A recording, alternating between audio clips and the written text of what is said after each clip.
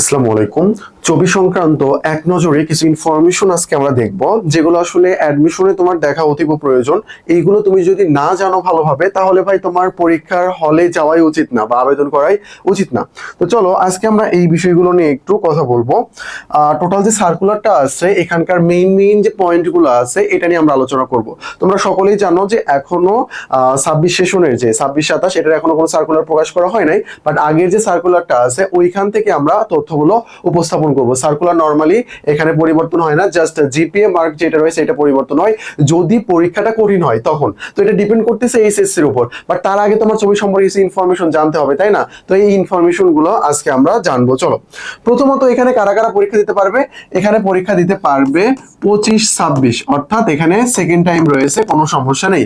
এবং কারা দিতে পারবে 23-24, এসএসসি 23-24 সেশনের যারা রয়েছে এবং এইচএসসি 25 বা 26 ব্যাচের যারা রয়েছে, তারা এখানে কি করতে পারবে, পরীক্ষা দিতে পারবে, কোনো সমস্যা নেই। অর্থাৎ এখানে সেকেন্ড টাইম রয়েছে। তোমার ব্যাচ এসএসসি এখানে 24 হোক অথবা 23 হোক, তোমার এইচএসসি বা 25 হোক অর 26 হোক, যেটাই হোক না কেন কোনো সমস্যা নেই, তুমি পরীক্ষা দিতে পারবা, কোনো প্রবলেম নেই। এখানে সেকেন্ড টাইম রয়েছে, কিন্তু সেকেন্ড টাইম হইলেও তোমার এখানে কি করা হবে, 3 মার্ক কেটে নেওয়া হবে, 3 মার্ক কেটে নেওয়া হবে। সেকেন্ড টাইম আর তুমি যদি হও তাহলে তোমার এখানে 3 মার্ক কেটে নেওয়া হবে। আশা করি বিষয়টা বুঝতে পেরেছো।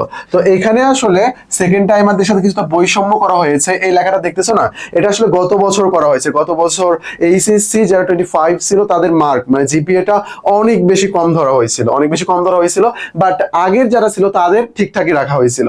সো এই ক্ষেত্রে একটু একটু বৈষম্য করা হয়েছিল, বাট আমরা এবার দেখি যে এবার কিরকম পরিবর্তন আসে। যদি জিপিএ মার্কটা ভালো হয় তাহলে তেমন একটা পরিবর্তন করবে না, আশা করি তারা।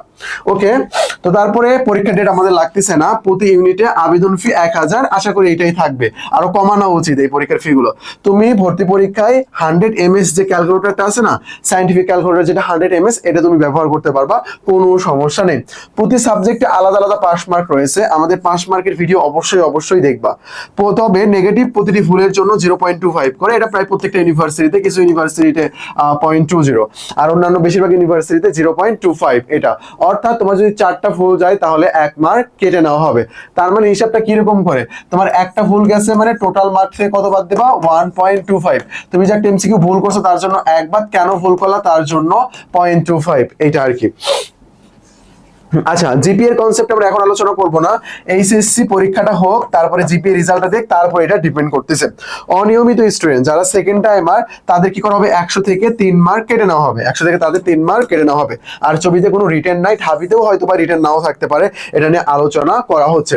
এখানে যে জিপিএ কন্ডিশনটা দেওয়া আছে, এইটা আসলে পরিবর্তনশীল, তো এখানে যেটা দেওয়া আছে এটা নিয়ে তুমি ধারণা রাখতে পারো, বাট এটা পরিবর্তনশীল।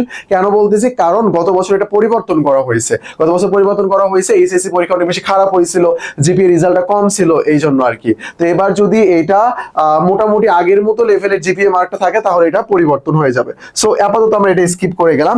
এই সম্পর্কে তোমাদেরকে আমরা জানিয়ে দেব কখন, তোমাদেরকে আমরা জানিয়ে দেব যখন এইচএসসি পরীক্ষাটা হয়ে যাবে এন্ড রেজাল্টটা দেবে, তখন আমরা তোমাদেরকে জানিয়ে দেব এই বিষয় সংক্রান্ত। আর তোমরা সকলেই জানো যে আমাদের উইলেন অ্যাডমিশন কেয়ার থেকে 4টা ব্যাচ লঞ্চ করা হয়েছে, ঢাকা ইউনিভার্সিটি ফাউন্ডেশন, ছবি ফাউন্ডেশন, তারপর ইংলিশ ফাউন্ডেশন এবং তোমার সেকেন্ড টাইম ফাউন্ডেশন রয়েছে। তোমার যেটা প্রয়োজন তুমি চাইলে সেটাতে ভর্তি হয়ে যেতে পারো, ডেসক্রিপশন বক্সে ডিটেইলস সবকিছু দেওয়া আছে, ওখান থেকে দেখে নিতে পারো। আর এই যে আমাদের 3টা প্রিমিয়াম বই, আমাদের ব্যাচে ভর্তি হইলে এই 3টা প্রিমিয়াম বই তোমাদেরকে প্রোভাইড করা হবে, এটার জন্য আলাদা কোনো কস্ট তোমাকে বিয়ার করতে হবে না। আশা করি বিষয়টা বুঝতে পেরেছো। এন্ড ঢাকা সেন্ট্রাল ইউনিভার্সিটির জন্য অক্সিন পিডিএফ এক্সাম ব্যাচও লঞ্চ করা আছে, তোমরা চাইলে সেটাতেও ভর্তি হয়ে যেতে পারো। এই যে আমাদের টোটাল 4টা বই, এই 3টা বই তুমি ব্যাচে ভর্তি হলে পেয়ে যাবে। আর এগুলো তোমার রকমারিতে অ্যাভেলেবল আছে, যে আলটিমেট সাজেশনটা তুমি রকমারি থেকে অর্ডার করে নিতে পারবা। এই যে আমাদের বই 2টা, এটা তুমি রকমারি থেকে নিয়ে নিতে পারবা, কোনো সমস্যা নেই। এন্ড তোমরা সকলেই জানো যে চট্টগ্রাম বিশ্ববিদ্যালয়ের ইংলিশটা কিন্তু অনেক হার্ড করা হয়।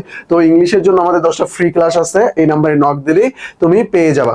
এই যে আমাদের টেলিগ্রাম নাম্বার, অ্যাডমিশন সংক্রান্ত যে কোনো প্রবলেমে আমাদেরকে নক দিবা, আমরা সেটা সলভ করে দেব। আশা করি বিষয়টা ক্লিয়ার। ছবি সংক্রান্ত তোমার যে তথ্যগুলো অবশ্যই জানা প্রয়োজন, ছবিতে যে পাস মার্ক এটা জানা প্রয়োজন, এন্ড অ্যান্ড চবিতে কিন্তু তুমি এই ইউনিটেও পরীক্ষা, যদি তুমি সায়েন্সের হয় এই ইউনিটে দিতে পারবা।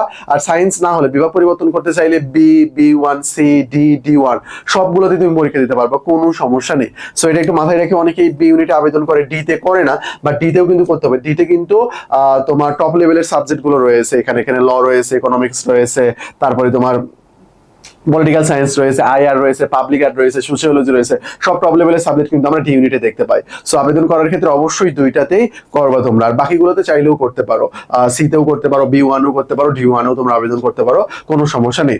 তো আজকে আমাদের অ্যাট এ গ্লান্স যে বিষয়গুলো দেখানোর কথা ছিল আমরা দেখিয়েছি। জাস্ট জিপিএ মার্ক যেটা, এটা আসলে পরিবর্তনশীল, এটা রেজাল্টের উপর ডিপেন্ড করে, দেখা যাক কি হয়, আমরা এটা আপডেট তোমাদেরকে জানিয়ে দেবো। তো আজকে এ পর্যন্তই, আসসালামু আলাইকুম।